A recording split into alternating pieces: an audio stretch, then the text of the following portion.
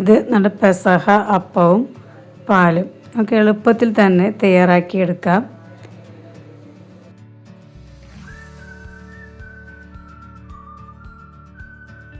എങ്ങനെയാണെന്ന് നോക്കാം. ഒരു ഗ്ലാസ് ഉഴുന്ന് കഴുകി വെള്ളത്തിലിട്ട് 4 മണിക്കൂർ കുതിർത്തിയെടുക്കുക. അങ്ങനെ കുതിർത്തിയെടുത്ത ഉഴുന്നാണിത്. ഇതിലേക്ക് വേണ്ട സാധനങ്ങളാണ് ആദ്യം ഉഴുന്ന്, ഇനി 1 മുറി തേങ്ങ ചിരകിയത്, 3 അല്ലി ഉള്ളി, പിന്നെ 1 സ്പൂൺ ജീരകം അല്ലെങ്കിൽ ജീരകപ്പൊടി,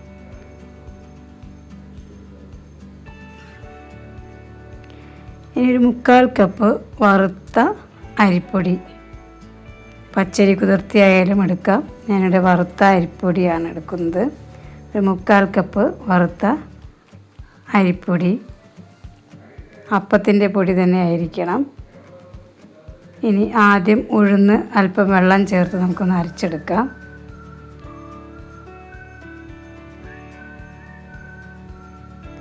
ഉഴുന്ന് അരച്ചെടുത്തതിന് ശേഷം തേങ്ങയും ഉള്ളിയും ഒന്ന് ചതച്ചെടുക്കണം.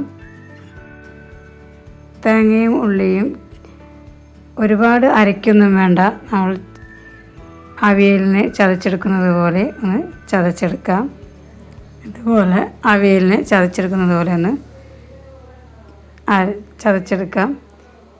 ഈ ചതച്ചെടുത്ത ഈ തേങ്ങ അരിപ്പൊടിയിലേക്ക് ചേർത്ത് അല്പം വെള്ളം ഒഴിച്ച് കലക്കിയെടുക്കാം. അധികം വെള്ളം ചേർക്കേണ്ട.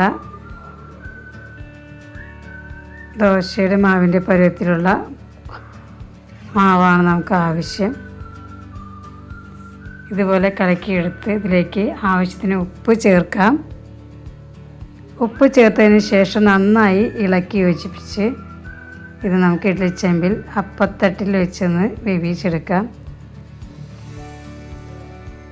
അതിനുവേണ്ടി ഒരു പ്ലേറ്റ് എടുത്ത് അതിലേക്ക് എണ്ണ തൂവി അതിലൊഴിച്ച് ഇഡ്ഡലിച്ചെമ്പിൽ വെച്ച് വേവിച്ചെടുക്കാം.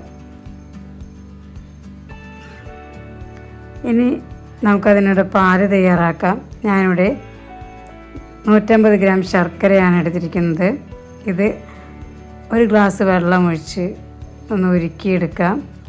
ഇനി ഉരുക്കിയെടുത്ത ശർക്കരപ്പാനി പകുതി എടുത്ത് അതിലേക്ക് നമ്മൾ 1 ടേബിൾ സ്പൂൺ അരിപ്പൊടി ചേർത്ത് കലക്കിയതിന് ശേഷം കുറുക്കിയെടുക്കാം. ഇനി അത് കുറുകി വരുമ്പോൾ അതിലേക്ക് നമ്മൾ പിഴിഞ്ഞു വെച്ചിരിക്കുന്ന 2ാം പാൽ ചേർക്കാം. 2ാം പാൽ ചേർത്തതിന് ശേഷം നന്നായി ഇളക്കി കട്ടയില്ലാതെ വേവിച്ചെടുക്കണം.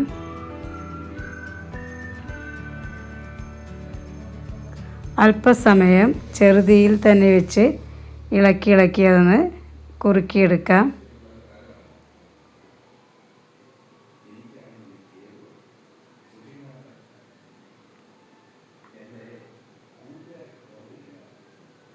ഞാനിവിടെ ബാക്കിയുള്ള ശർക്കര പാനി കൂടി ഇതിലേക്ക് ചേർത്തതാണ്.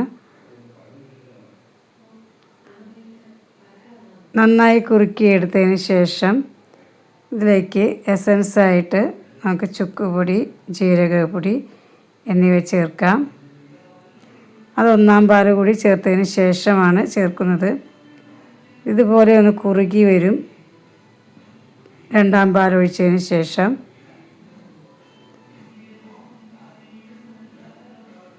ചെറുതീയിൽ വെച്ച് തന്നെ ഒന്ന് വേവിച്ചെടുക്കണം. ഇതിങ്ങനെ കുറുകി വന്നതിന് ശേഷം ഇതിലേക്ക് 1ാം പാൽ ഒഴിച്ച് ഒന്ന് കുറുക്കിയെടുക്കാം. കുറുകി വരുമ്പോൾ ഇതിലേക്ക് ചുക്കുപൊടി, 1/4 സ്പൂൺ ചുക്കുപൊടി, 1/4 സ്പൂൺ ജീരകപ്പൊടി, 1/4 സ്പൂൺ ഏലക്കപ്പൊടി ഇവ ചേർത്ത് നന്നായി ഇളക്കി യോജിപ്പിച്ച് 1ാം പാൽ ഒഴിച്ചതിന് ശേഷം അധികം ചൂടാകണ്ട. ഒന്ന് ചൂട് കയറിയാൽ അപ്പോൾ തന്നെ ഇറക്കി നമുക്ക് പാനി തയ്യാറാക്കിയെടുക്കാം. ഇതാണ് നമ്മൾ വേവിച്ചെടുത്ത അപ്പം.